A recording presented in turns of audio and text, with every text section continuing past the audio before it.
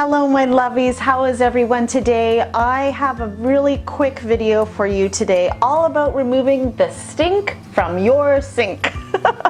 If you have a Garburator like I do, every once in a while it just starts to have a really stinky smell to it, and if you run some hot water then it will just intensify things.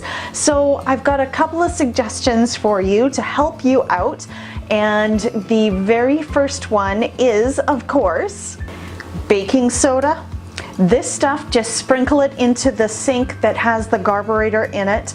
Let it sit there for a while and it should absorb all of the aromas, fragrances, smells, and get rid of that for you, and then just go ahead and wash it away with the water from your tap.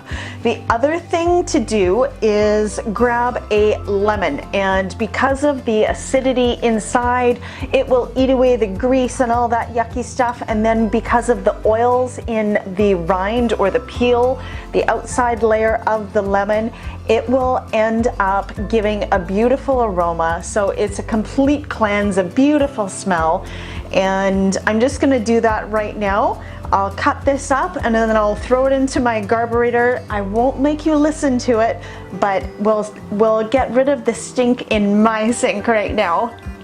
Okay, so I've got my little cutting board here. I've just chopped this lemon up just exactly as you've seen. It does not matter how it ends up looking. This is what I've done with it, and now I'm just going to turn the water on and then turn my Garburator on, and as I do that, I'll throw the pieces of the lemon in there. Let it work its magic, and then we'll finish up this video.